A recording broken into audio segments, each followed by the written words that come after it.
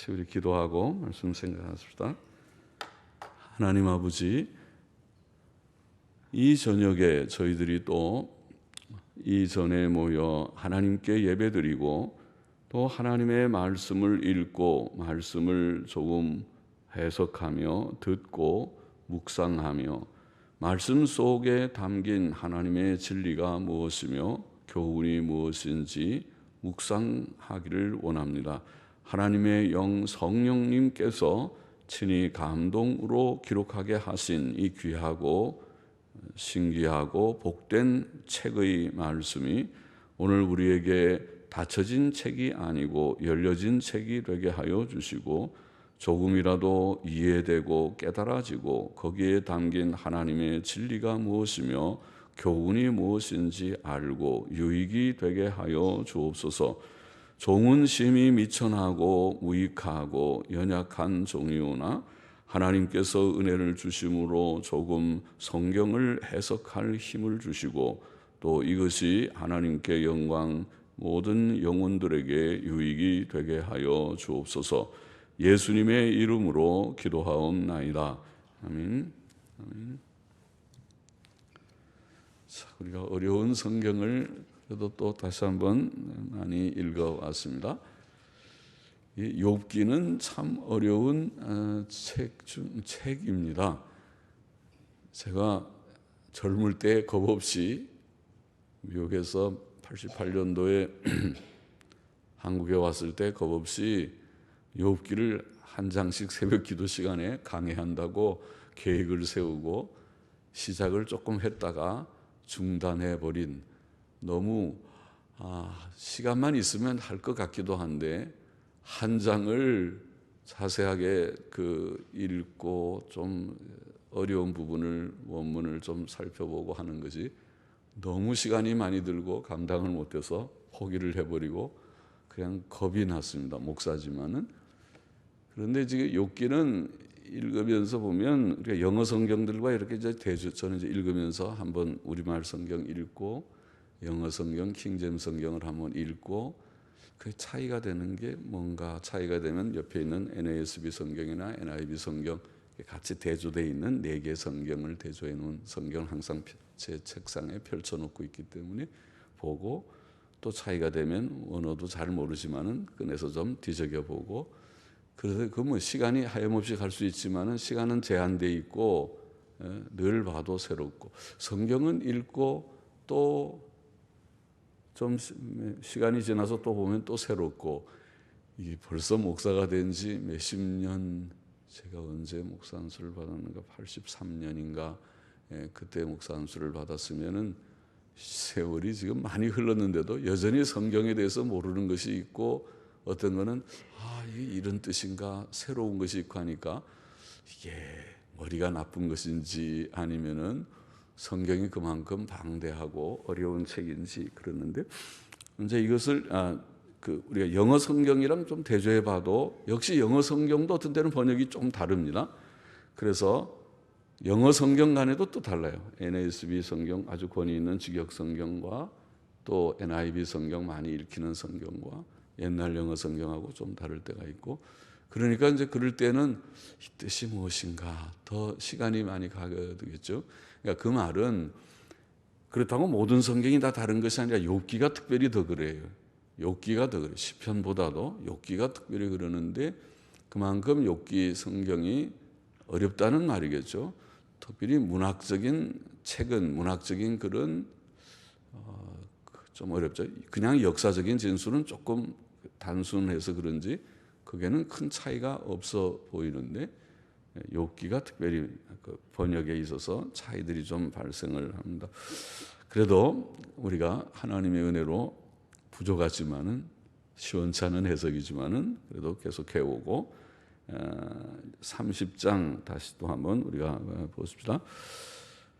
자, 다시 한번 우리가 읽어나가면서 보십시다. 1절부터 8절을 먼저 다시 보겠습니다. 그러나 이제는 자, 우리가 29장의 내용은 장제목을 옛날은 복되었다 그렇게 제목을 했습니다. 옛날은 복되었다. 그러나 30장에는 그러나 지금은 고난 중에 있다 그런 얘기입니다. 그러나 지금은 고난중이었다. 그래서 그러나 이제는 1절에 또 9절에도 이제는 전한번하고 비교한 거죠. 16절에도 이제는 그것은 전에하고 대조하는 거죠. 전에는 복되었는데 내가 이전에는 하나님과 같이 친밀하게 지나고 하나님 주시는 많은 영육의 복을 또 가정적인 복, 물질적인 복을 내가 누렸었는데 그러나 이제는 고난 가운데 있습니다. 읽어보십시다. 그러나 이제는 나보다 젊은 자들이 나를 기롱하는구나. 기롱하는 건 놀리는 거죠. 조롱하는 거랑 같습니다. 그들의 아비들은 그런데 그 놀리고 있는 젊은이들의 우리가 지금 아버지를 들먹여서 좀 그러긴 한데 그제 보통 세상에는 지금도 그렇지만 지금은 그래도 아주 우리가 개방된 사회니까 누구든지 열심히 돈을 벌어서 돈만 좀 많이 벌면 집도 근사하게 하고 차도 근사하게 좋은 차를 끌고 그러면은 어디 가도 호텔에 들어가도 차가 좋은 차면 아주 그냥 굽실대고 인사를 하고 또 시원찮은 차를 갖고 오면 쳐다보지도 않고 뭐 그런다는 말이 있잖아요. 실제로 그런지는 몰라도 그러게 지금은 우리나라 옛날처럼 뭐 양반이니 쌍놈이니 이런 게 없고 또 신분, 인도처럼 카스트 제도처럼 계급이 사회적인 신분 계급이 있는 것이 아닌 시대지요. 지금은 이제 다 개방돼서 누구든지 모든 사람이 공부 열심히 하면은 다 지나갈 수 있고 좋은 대학 갈 수 있고 또 취직할 수 있고 또 집안이 좀 어려워도 열심히 노력해서 나중에 정상에까지 올라간 사회적인 신분에 올라간 사람들이 들어있고 그렇지 않습니까? 그런 사회이지만은 그러나 여전히 그래도 지금도 조금 사회적인 신분이 있는 사람들이 있고 그렇지 못한 평범한 사람들이 있고 그런 것처럼 옛날은 더했겠죠. 그래서 여기에 이제 그들의 아비들을 언급하는 것은 괜히 아버지를 얘기해요. 나만 얘기하지. 그런 좀 기분은 들지만은 그 시대를 생각하면은 충분히 이해되고 오늘 시대에도 그렇지 않은 것이 아니니까 그렇습니다. 그들의 아비들은 여기에 보면은 나의 보기에 나의 양떼 지키는 개 중에도 둘만하지 못한 자니라. 양떼를 지키는 개들이 있잖아요. 그러니까 개들과 함께 있는 부류의 사람들은 어떤 사람들이에요? 그야말로 종들이죠. 그냥 진짜 좀 신분이 있는 사람이 아니고 말하자면 마귀를 하는 그런 신분의 사람들이라고 볼 수 있죠. 그러니까 그러면 나를 지금 욥을 놀리고 있는 이 젊은이는 사회적으로 참 어떻게 보면 신분이 없는 옛날 같았으면 상대도 안 해줄 그런 사람들인데 지금은 나를 놀리고 있다는 그런 뜻이겠죠. 그래서 그들의 아비들은 나의 보기에 나의 양떼 지키는 개 중에도 말은 개들과 함께 둘만하지도 못한 자니라. 그들은 작년의 기력이 쇠한 자니 별로 건장하지도 못한 자라는 뜻이겠죠. 그 손의 힘이 내게 무엇이 유익하랴. 그러니까 힘을 쓸 수 있는 자들도 많아요. 잘 먹고 또 체력 단련도 하고 그러면은 건장할 수 있지만은 집에서 잘 먹지 못하고 그러면은 아무래도 쇠약할 수밖에 없겠죠. 그래서 그 손의 힘이 내게 무엇이 유익하랴 그런 뜻이겠죠. 그들은 곧 궁핍과 기근으로 파리하며 먹을 것이 없어서 얼굴도 파리하고 캄캄하고 거친 들에서 마른 흙을 씹으며 참 먹을 것이 없으면은 뭘 이렇게 나무 뿌리를 캐먹고 뭐 그러다 보면 흙도 들어가는 그런 표현이겠죠. 마른 흙을 씹으며 떨기나무 가운데서 짠 나물도 꺾으며 먹을 것이 없으니까 이런 거 저런 거 다 음식으로 먹는 것입니다. 그리고 대쌀이 뿌리로 식물을 삼느니라. 대쌀이는 우리가 쌀인 나무라고 대쌀이라고도 하고 뎁쌀이라고도 하는데 뎁쌀이는 우리가 마당 쓰는 그 쌀이 비 있죠. 그 나무 1년생 풀이랍니다. 뎁쌀이 사전에 그렇게 놓였는데 뎁쌀이 뿌리로 식물을 삼느니라. 그것도 먹는 모양이죠. 그러니까 먹을 것이 없으니까 그런 들판에 있는 뎁쌀이 뿌리를 다 그걸 이제 좀 씻어서 다듬어서 그걸로 반찬을 해 먹는 그런 정도의 삶을 사는 사람들도 있었겠죠. 그래서 그 뿌리로 삼느니라. 무리는 도적을 외침같이 그들에게 소리 지르므로, 그래서 그런 사람들을, 그래도 점잖은 또 이런 사회에 좀 돈이 있고 세력 있는 사람들은 그런 사람 보고 이 도적 여기 와서 기웃거린다고 도적이냐 그러고 내쫓아 버린다는 거죠. 참 사회에서 가난한 사람들, 어려운 사람들은 그런 구박도 받는 거잖아요. 오늘 시대에도 그런 사람들이 없지 않을 것입니다. 간혹 우리가 저 종로 거기에서 화재가 나서 많은 사람들이 죽었다 요전인가요? 그럴 때 신문에 보니까 그 쪽방에 사는 사람들이 너무 열악한 환경에서 산다. 창문도 없는 데서 거기서 돈 얼마, 그저 거기는 보증금도 없다든가 그러면서 거기 사는 사람들 그 얘기 신문에 나오는 걸 보니까 아직도 옛날에 우리가 달동네, 저는 수색에 살았기 때문에 수색에서는 수색의 달동네, 지금은 이제 거기다 다 아파트들을 지었다고 그러더라고요. 옛날에는 산동네죠. 산동네 거기 우리 교인들이 있어가지고 거기 올라가서 신방도 하고, 또 거기 살던 또 우리 청년 아버님이 돌아가셔서 밤에 어디 매장할 데가 없어서 밤에 우리가 산에다가 묵기도 하고 제가 청소년 시절에는 일찍 교육 전도사를 일찍 했기 때문에 별별 일을 서로 경험했는데 그렇게 가난한 동네가 있었어요. 거기에도. 그것도 제가 중고등학교 때도 이런 얘기 자꾸 빗나가면 안 되지만은 그 홍제동에 사는 친구가 있었는데 서울 사대드 갔는데 그 친구 집에 놀러 가니까 그것도 홍제동 산동네요. 거기에 다닥다닥 붙어 있는데 그 집에서 살더라고요. 그래서 거기 간 적이 있고, 제가 용산고등학교 다닐 때 해방촌, 남산 기슭에 있는 해방촌, 그 산동네입니다. 거기가 다 가난한 동네에 친구들 사는 친구도 있었습니다. 그랬는데 이제 그런 것처럼 가난한 사람들이 옛 시대에 있었겠죠. 그러니까 제대로 경제적인 여유가 없으니까 그렇겠죠. 도둑 취급받았습니다. 도적을 외침같이 그들에게 소리 지르므로 나가라 그러고 왜 와서 기웃거리냐 그 소리 꽥 치니까 그들이 사람 가운데서 쫓겨나서 침침한 골짜기로 쫓겨나고 흙구덩이와 바위 구멍에서 살며, 집도 없는 사람이죠. 그런 데서 살고 떨기나무 가운데서 나귀처럼 부르짖으며 가시나무 아래에 모여 있느니라. 그들은 본래 미련한 자의 자식이요 비천한 자의 자식으로서 고토에서 쫓겨난 자니라.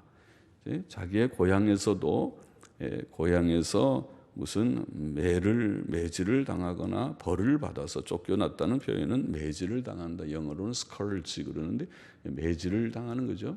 매질을 당하거나 벌을 받은 그런 자라 이렇게 표현했습니다.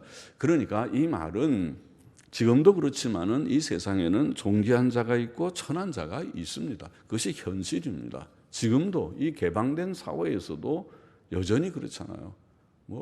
지금은 아마 또 어떤 면에서는 더 할지도 모릅니다. 돈 많은 회장님, 사장님, 회장님들 앞에서는 일반 그 문 앞에 있는 수위나 이런 사람들은 90도로 절하잖아요. 그래서 백화점에 가도 점원들은 고객이 왕이라고 들어오면 안녕하십니까 90도로 전부 절하면서 영접하잖아요. 그 말은 돈의 위력이 세다는 거죠. VIP 고객 해가지고 쇼핑 많이 하고 그런 사람들 앞에는 쩔쩔쩔 매잖아요. 그러니까 시대가 지금 개방된 시대라도 여전히 그래도 돈 있는 사람의 그런 신분하고 또 그렇지 못한 사람들의 신분하고 차등이 있어 보이지요. 지금은. 그러나 이제 단지 지금은 누구든지 열심히 해서 공부하면은 열심히만 하면 서울대학도 들어갈 수 있고 지금도 들어갈 수 있을 것입니다. 열심히만 하면은 남 다 놀 때 자기는 4-5시간 그저 자면서 열심히 노력을 하면은 뭐 못 들어갈 거는 아니겠죠. 들어갈 수 있고 또 열심히 해가지고 성공해가지고 공무원 시험 패스해서 진급해서 올라가지고 장관까지 올라가는 분도 뭐 있다고 그러고 그런 시대니까 하면 되는, 그게 좀 어려워서 그렇지 하면 되는 그런 시대이기는 하지만은, 그래서 신분의 차이가 있듯이 존귀한 자가 있고 천한 자가 있는 그러한 세상인 것입니다. 또 그런 어떤 신분의 차이가 인격성에 있어서도 좀 영향이 있어서, 집안이 좋으면은 잘 어릴 때부터 훈련시켜서 점잖은 부모님들이 인격 교육, 인성 교육을 시켜가지고 어릴 때부터 도덕성이 무엇이고 사람 됨됨이 책임감이 무엇이고 또 너는 텔레비 그만 보고 독서도 많이 해야 되느니라, 그리고 또 잘 교훈을 받고 어릴 때부터 반듯하게 인격적이게 도덕적이게 잘하는 사람이 있는가 하면, 그렇지 않고 너 텔레비 보고 놀고 있어, 너 그리고 매일 부모님은 어디 돌아다니고 바쁘고 뭐 장사하고 애들은 그냥 내버려 둬가지고 혼자 제멋대로 커서 성격이 별별 성격 형성을 이루는 일도 있을 거예요. 그러니까 똑같은 세상에 살지만은 천태만상이라고. 세상 사람들이 사람의 인격성에 관해서 말한다면 다 차이가 있고, 도덕성에 대해서 말한다면 다 차이가 있어서 어떤 사람은 거짓말을 식은 죽도 밥 먹듯이 하고, 또 어떤 사람은 절대로 거짓말하면 안 돼. 거짓말했다간 우리 엄마 아빠한테 나는 반 죽어. 절대로 거짓말은 하면 안 되는 거야. 이렇게 잘하는 사람이 있잖아요. 차이가 있는 것입니다, 세상에. 그래서 옛날 사람들이 가문을 보는가 봐요. 예? 집안을 본다는 말이, 왜 무슨 집안을 봐요? 사람이 다 사람마다 다르죠. 그렇게 우리는 생각하는데 지나 보면은 사람이라는 것이 다 똑같지 않겠다. 어떤 부모에게서 어떻게 자란, 그렇다고 나는 부모님 잘못 만나서 이러니 나는 버린 사람이에요, 그렇게 생각하지 말아요. 우리가 깨닫는 그 순간부터 성경 말씀을 통해서 인격성이 무엇이고 도덕성이 무엇인지를 진작에 말씀을 늘 묵상하면서 깨달으면 몇 년만 지나도 사람이 훌륭한 사람이 될 수 있는 거니까요. 그런 지식이 없고 깨달음이 없는 사람이 문제지, 깨달음을 가진 사람은 늦은 때가 없어요. 지금도 우리가 다 할 수 있고, 사람이 60 넘어도 그때 비로소 인간이 뭔지를 깨닫고 제대로 철이 드는 사람도 있는 거예요. 사람이 되기도 하고 그러는 거지. 그건 늦는 때가 없으니까, 그건 이제 우리가 나는 안 된다 그런 거 생각할 건 없지만은, 그래도 이제 그런 게 현실이라는 것입니다. 차이가 있어요. 그래서 그런데 사실은 이 욥이라는 인물은 어떤 인물입니까? 욥은 정말 우리가 인간의 가치로 생각하면은 하나님께서 인정하시는, 하나님을 경외하는 경건함이 있고 도덕성이 있는, 인격성이 있는 분입니다. 예? 그는 반듯한 인격입니다.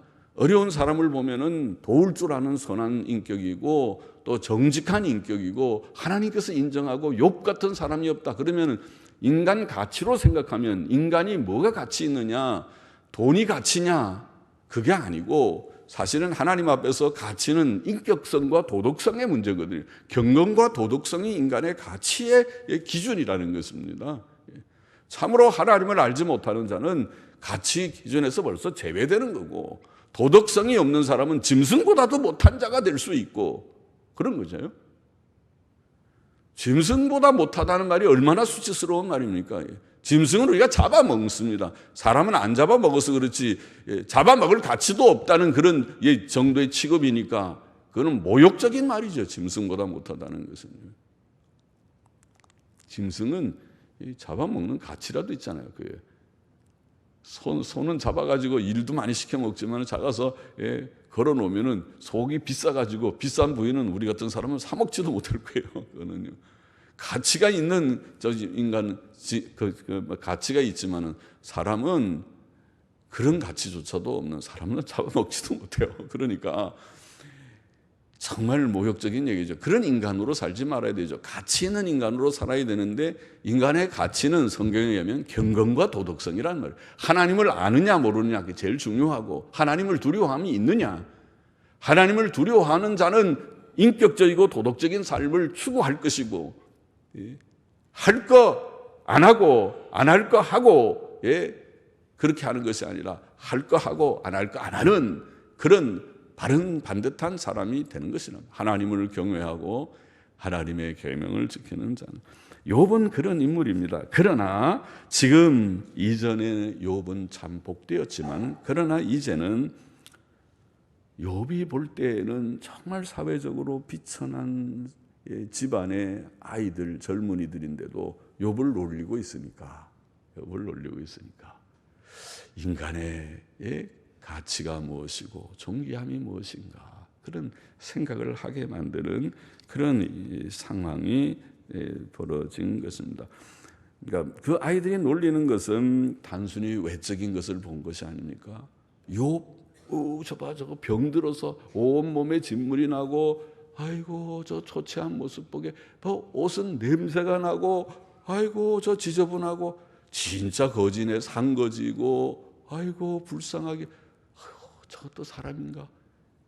이렇게 여겨지니까 애들이 놀리는 거예요. 그럼 애들이 보고 욥을 놀리는 것은 외적인 욥의 모습만 보는 것입니다. 하나님은 지금 고난 가운데 있는 욥이지만 하나님은 욥을 존귀한 자라고 여겼습니다.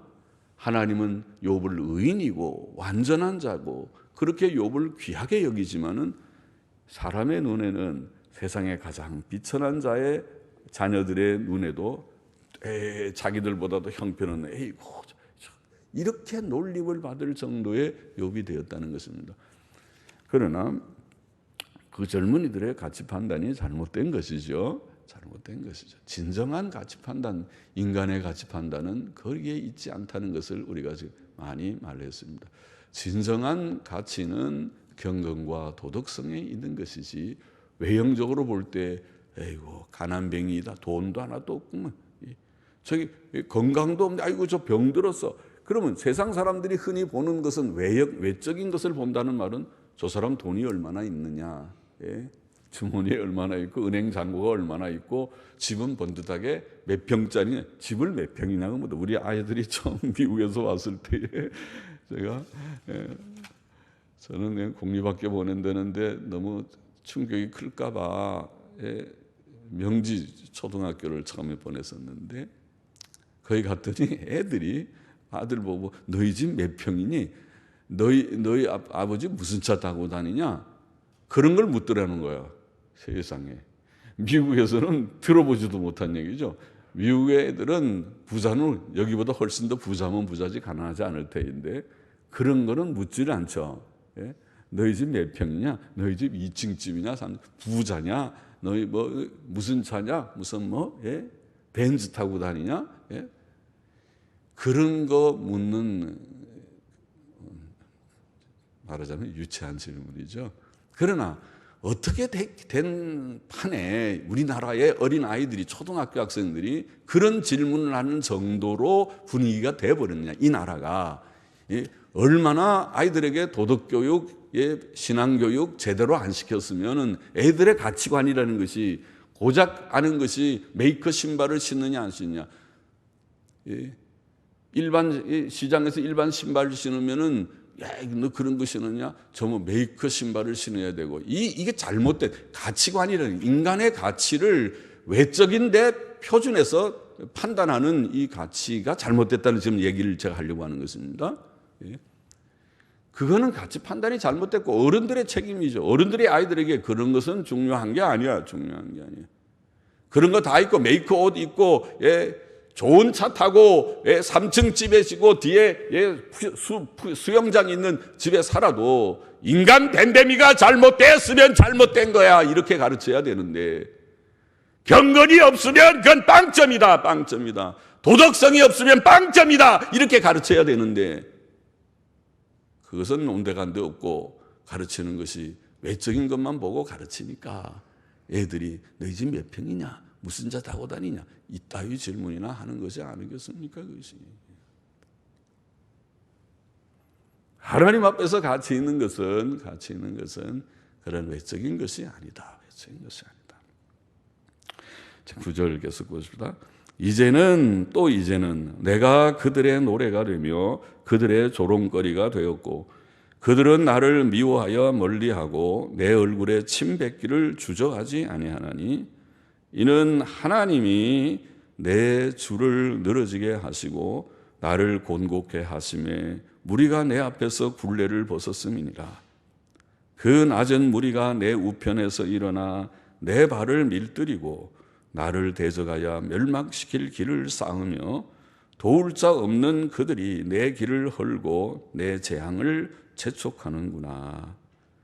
성을 크게 파괴하고 그 파괴한 가운데로 몰려 들어오는 것 같이 그들이 내게로 달려드니 마치 성을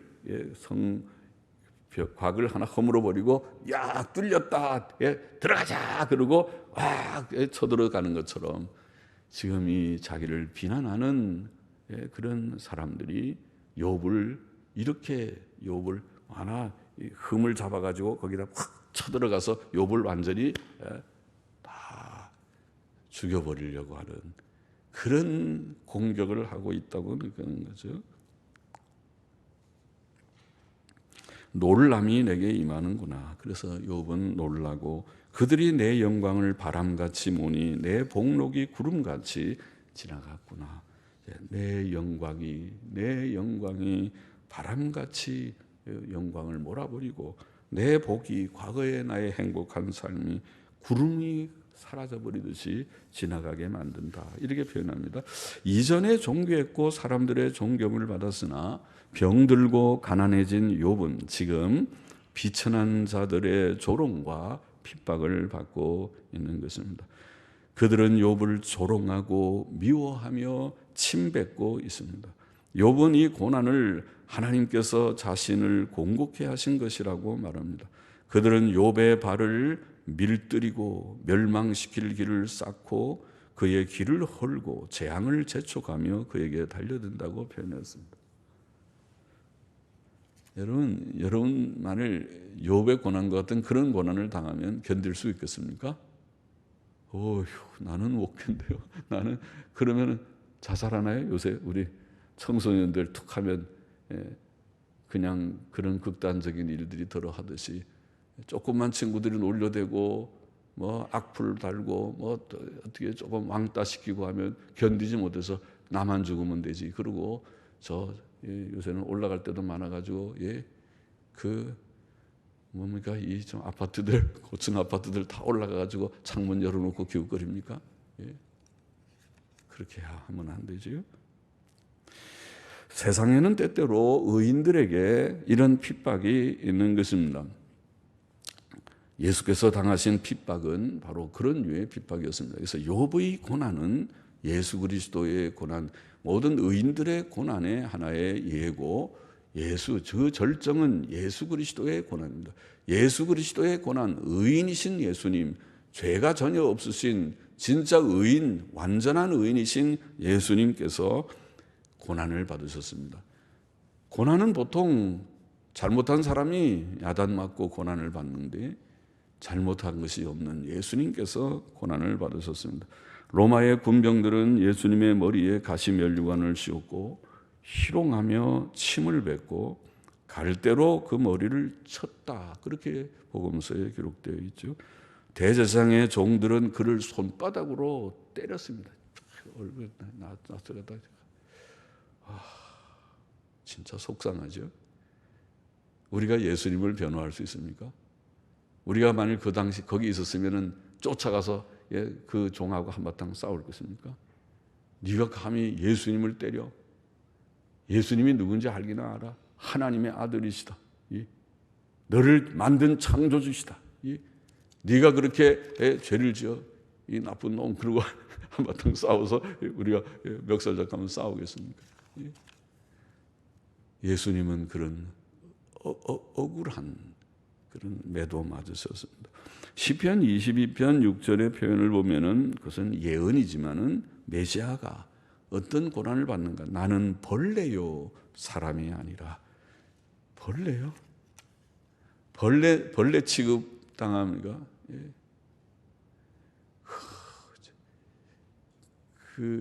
비가 오거나 어제도 비가 왔죠. 그러니까 우리 뜰에 지렁이가 한 마리 기더라고요. 이게 어떻게 여기까지 들어왔을까? 예? 그래서 이제 그걸 또 그래도 바깥에 뜰이 있으니까 다행이죠. 그걸 이제 삽으로 이렇게 잘 해서 저쪽에 이제 흙인데다 갖다 줬어요. 어휴, 살았다 그랬겠죠. 지렁이 입장에서 보면 이게 내가 이제 딱 걸려서 이제 죽는 순간에 왔는데 아유 죽지 않고 저 사람이 그래도 나를 살렸다. 그리고 휴 했을 거예요. 지렁이가 그래도 또 흙인데 좀 물기 있는 흙에 가니까 거기 또 팍 파들어서 땅속으로 숨어 들어갔겠죠. 와, 그러고는 감사했을 거예요 아마. 와, 하나님 나를 죽지 않고 살리게 해주셔서 감사합니다. 그랬을지 모르는데 예? 참 벌레의 인상이 불쌍하잖아요. 그러다가 어떤 데는 사람들이 귀찮고 징그럽고 그러면 그냥 확 밟아버리죠. 밟으면 죽는 게 벌레인데요. 이 고난을 받는 메시아가 나는 벌레와 같으다. 사람이 아니다. 사람의 회방거리요 백성의 조롱거리니이다. 사람들이 놀리고 입 비죽이고 참 속상하죠. 사람들이 그를 존중하고 존경하면 그래도 좀 나은데 위로가 되고 힘이 되는데 비죽이고 그러면 그런 사람이 있어. 그리고 욕하고 그러면 속상하죠. 메시아의 고난을 그렇게 표현했습니다. 사도들도 바울 사도를 비롯해서 사도들도 줄이고 배가 고파서 줄이고 목마르고 헐벗고 매맞고 정처가 없고 저는 그 목사가 된다고 돼가지고 목사가 뭔지도 모르고 목사 된다 어릴 때부터 우리 아버지가 목사님이니까 삼형제가 다 목사되라고 처다들은 주님의 소리 주성 또 이제 원래 사형제인데 한 명은 일찍 어릴 때 죽었다 그래서 일성이에요. 김일성이에요. 김일성인데 일성 한마디 세례요원처럼 외치라 일성 주님의 소리 내라 주성 재성은 다시 소리를 외쳐라 재성 나는 새벽부터 소리를 외쳐라 효성 그렇게 다 아버지가 지었는데 다 목사 안 되고 나만 목사가 됐는데 그래서 목사가 돼가지고 목사가 뭔지 모르고 그냥 이제 목사가 바로 돼야 된다고 생각하고 이렇게 하다 보니까 이제까지 왔는데 그래도 하리 고생은 안 했어요. 그 집사람이 조금 고생을 했다고 어떤 데는 이제 얘기를 하면은 눈물 나는 얘기들이 없진 않지만은 그래도 하나님께서 긍휼 가운데 그냥 이렇게 지나게 하셨는데 참 어떤 데는 미안하죠. 여기 보면은 어떻게 해요? 줄이고 목마르고 헐벗고 매맞고 정처가 없고 여러분도 그렇게 하면 살 것 같습니까? 난 그러면 목사 안 한다. 난 그러면은 성도도 안 한다. 내가 예수 내가 믿다가 나만 죽겠다. 나만 손해 보겠다. 그거 다 때려치운단 말이죠. 다 집어치우고 나는 가서 돈 벌어 가지고 잘 먹고 잘 살고 내가 그래야지 이게 내가 예수 그러다가 나만 죽겠다. 그렇게 합니까? 내게 바울은 주님을 위해서 사도들은 주를 위해서 줄이고 목마르고 헐벗고 매맞고 정처가 없었다. 또 바울은 자신들이 세상의 더러운 것과 만물의 찢기같이 되었다. 그렇게 고린도전서 4장에 고백했습니다. 16절 보십시다. 이제는 내 마음이 내 속에서 녹으니 환난 날이 나를 잡음이라. 밤이 되면 내 뼈가 쑤시니 나의 몸에 아픔이 쉬지 아니하는구나.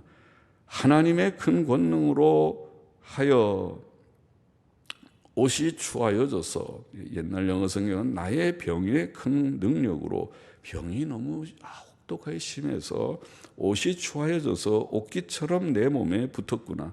하나님이 나를 진흙 가운데 던지셨고 나로 티끌과 재 같게 하셨구나. 내가 주께 부르짖으오나 주께서 대답지 아니하시오며 내가 섰사오나 주께서 굽어보시기만 하시나이다. 주께서 돌이켜 내게 잔혹히 하시고 완력으로 나를 핍박하시오며 나를 바람 위에 들어 얹어 불려가게 하시며 대풍 중에 소멸케 하시나이다. 내가 아나이다. 주께서 나를 죽게 하사 모든 생물을 위하여 정한 집으로 끌어가시리이다. 다 죽어서 무덤에 묻히게 한다는 말이죠. 욥은 지금 극심한 고통 가운데 있다고 표현하고 있습니다. 마음은 물같이 녹아버렸고 몸은 뼈가 쑤시고 아픔이 쉬지 않고 옷은 추하여졌고, 하나님께서 그를 진흙에 던지셨고 티끌과 제같게 하셨다고 그는 표현합니다. 또 그는 하나님께 기도하지만 응답하심을 받지 못하고 있습니다. 그는 하나님께서 그에게 잔혹히 하셨고 강한 손으로 핍박하셨다고 말하고, 바람에 불려가게 하시고 폭풍의 소란함 속에 소멸하게 하시고 그를 죽이려고 하신다고 합니다. 예수님의 고난과 비교할 수는 없지만은, 그러나 시편 22편에 보면 비슷한 표현이 나오죠. 나는 물같이 쏟아졌으며, 메시아의 고난은 내 모든 뼈는 어그러졌으며 내 힘이 말라 질그릇 조각 같고 개들이 나를 에워쌌으며 악한 무리가 나를 둘러 내 수족을 찔렀나이다. 의인의 고난이 있습니다. 욥의 고난이 있습니다. 그 절정은 예수 그리스도의 고난입니다. 24절 계속 보십시다. 그러나 사람이 넘어질 때에 어찌 손을 펴지 아니하며 재앙을 당할 때에 어찌 도움을 부르짖지 아니하겠는가? 고생의 날 보내는 자를 위하여 내가 울지 아니하였는가? 빈궁한 자를 위하여 내 마음에 근심하지 아니하였는가? 내가 복을 바랐더니 화가 왔고 광명을 기다렸더니 흑암이 왔구나. 내 마음이 어지러워서, 그것은 내 창자가 끓어오르고, 그렇게 번역해야 될 것이라고 합니다. 내 창자가 끓어오르고 쉬지 못하는구나. 환난 날이 내게 임하였구나. 나는 햇볕에 쬐지 않고 거머진 살을 가지고 하는 말을 영어 성경들은 슬퍼하며 이렇게 번역했습니다. 햇볕에 쬐지 않고 슬퍼하며 걸으며 공회 중에 서서 도움을 부르짖고 있느니라. 나는 이리의 형제요 타조의 벗이로구나. 내 가죽은 거머져서 떨어졌고 벗겨졌고, 그런 뜻은 내 가죽은 거머져서 떨어졌고 벗겨졌고 내 뼈는 열기로 하여 탔구나. 내 수금은 애곡성이 되고 내 피리는 애통성이 되었구나. 자, 본문은 욥이 고난 중에 가진 슬픔을 묘사합니다. 그는 과거에 고생하는 자를 위해 울고 빈궁한 자를 위해 근심했었지만은 그에게 이제 큰 슬픔이 왔습니다. 그는 복을 바랐으나 화가 왔고 광명, 즉 기쁨과 행복을 기다렸으나 흑암이, 즉 슬픔과 불행이 왔다고 표현합니다. 그의 창자는 지금 끓어오르고 있습니다. 그는 햇볕에 그을리지 않았으나 살이 검어졌다. 그렇게 슬퍼한다, 이렇게 표현했습니다. 그것은 그의 슬픔 때문에 그렇게 되었다는 표현이라고 봅니다. 그는 이리의 형제처럼 타조의 친구처럼 살고 있습니다. 그의 살갗은 검어져서 벗겨졌고 그의 뼈는 열기로 인해 탔습니다. 그의 수금과 비판은 슬픔의 노래, 애통과 애곡의 노래의 악기가 되었습니다. 성도는 고난 중에 슬퍼할 때가 있습니다. 다윗은 시편에서 그런 비슷한 표현했죠. 저녁과 아침과 정오에 내가 근심하여 탄식하리니 여호와께서 내 소리를 들으시리로다.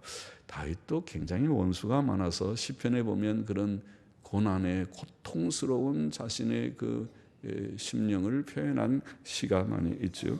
나의 유리함을 주께서 계수하셨으니 나의 눈물을 주의 병에 담으소서. 시편 55편 56편에는 그런 표현들이 나옵니다.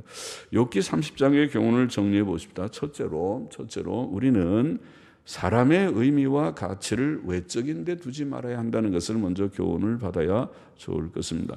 욥은 지금 천한 자들에게 조롱을 당하고 있으나 그는 천한 자가 아니고 하나님 앞에서 의롭고 존귀한 성도이었습니다. 세상에는 부자도 있고 가난한 자도 있고 사회적 신분이 있는 자도 있고 없는 자도 있습니다. 그러나 모든 사람은 사실은 늙고 병들고 마침내 죽는다고 하는 사실을 생각한다면 사람의 외적인 가치라고 하는 것이 의미가 정말 있는 것인가? 시편 49편 12절은 사람은 존귀하나 장구치 못하며 멸망하는 짐승 같도다. 사람이 다 죽는 것을 생각하면 짐승하고 차이가 과연 무엇인가? 그런 표현이죠. 그러므로 사람의 참된 가치는 외적인 데 있지 않다는 것이 분명하다는 것을 깨달아야 됩니다. 사람은 돈이 있다고, 외적으로 무엇을 갖춘 것 같다고 그 사람 가치 있는 사람이고, 외적으로 별 볼 일 없어 보인다고 그 사람 가치 없는 사람이고, 그건 자기 판단에 불과한 것이지 하나님의 판단은 다르다.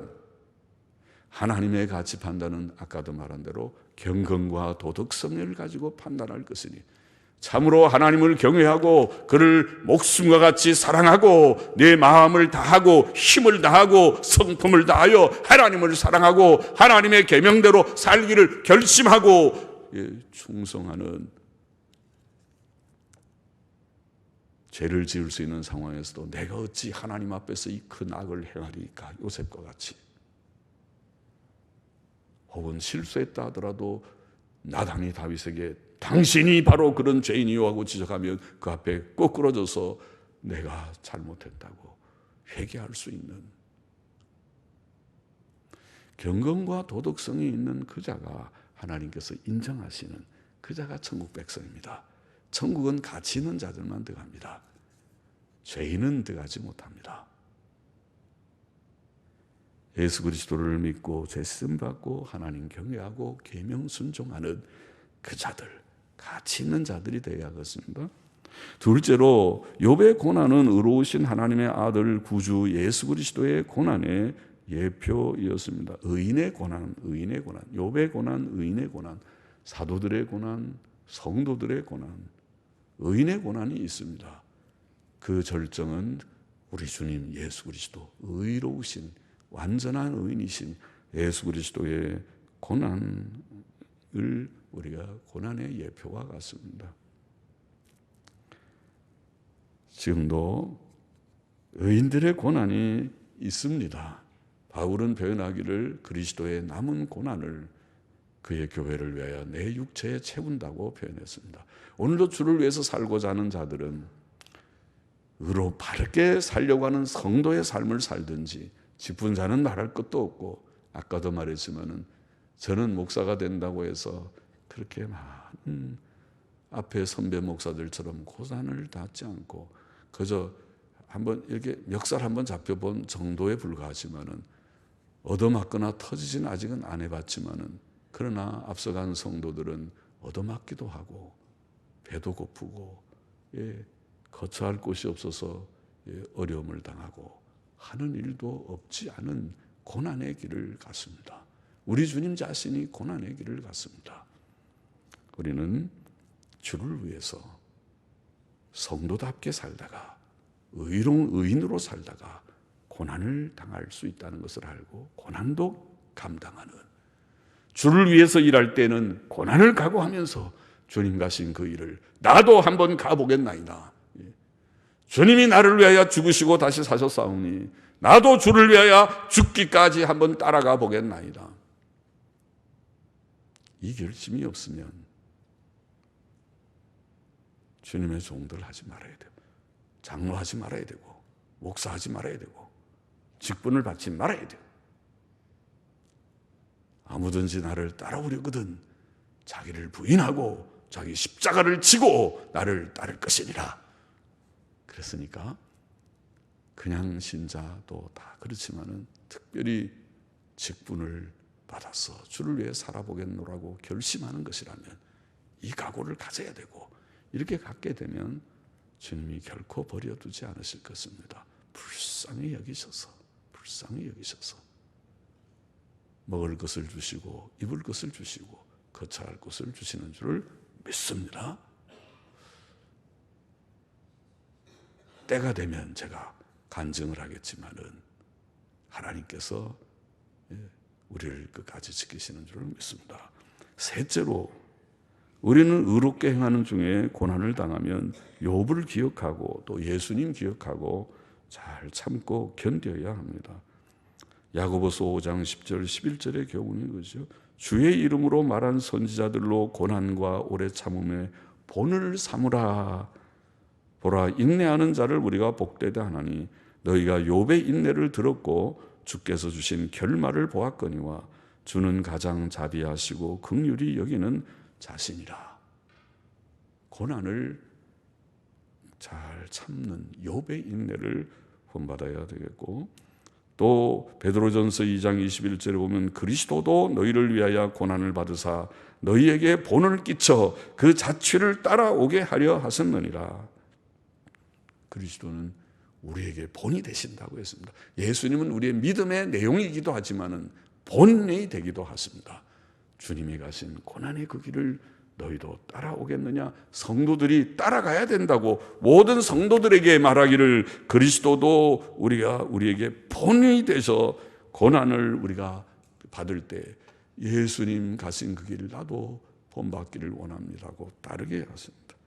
너희를 시련하려고 오는 불시험을 이상한 일 당하는 것 같이 이상히 여기지 말고, 4장 12절로 13절 베드로전서에 오직 너희가 그리스도의 고난에 참여하는 것으로 즐거워하라. 자, 고난이 왔습니다. 겁이 나서 아이고 예수 믿으면 손해만 보겠다. 난 포기입니다. 나는 돌아가겠습니다. 나는 안 가겠습니다. 그럴 것입니까? 아니면 여기에 말씀대로 그리스도의 고난에 참여하는 것으로 즐거워하게, 주여 주의 고난에 내가 지금 조금 참여합니다. 감사합니다. 기쁩니다. 잘 감당하게 힘을 주옵소서. 그러고 갈 것이냐? 이렇게 가십시다. 예수님 믿고 고난도 받기를 각오하고 가는, 승리하고 주께서 너무 기뻐서 너는 참 착하고 충성된 종이다. 내가 너를 끝까지 지키마. 주님이 우리를 버리지 않으실 줄을 믿습니다. 끝까지 지키실 줄을 믿습니다. 주님이 지켜주면 최고지 뭐. 저는 그런 얘기 자꾸 하면 빗나가지만은 우리 아버지 목사님하고도 나는 결별한 사람이에요. 사실은요. 왜냐하면 아버지가 너무 인본주의적으로 가는 것 같아갖고 제가 아버지는 아버지 소신껏 하세요. 저는 그런 방식으로는 내가 협력할 수 없고 목회할 수 없겠습니다. 그리고 나올 때 집이 없었어요. 아무 생활비도 안. 그래서 제가 그때부터 영어 번역을 해갖고 번역한 책 한 10권쯤 나왔는데 몇 권 번역한 게 그때 돈이 없어갖고 생활비 버느라고 번역을 한 거예요.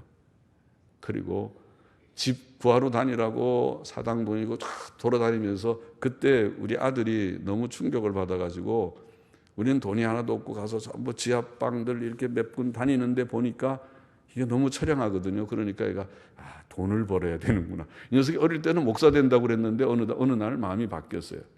돈을 벌어야 된다.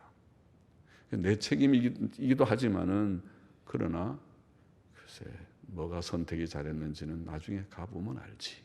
돈을 벌이는 선택이 잘했는지 목사 되는 선택이 잘했는지.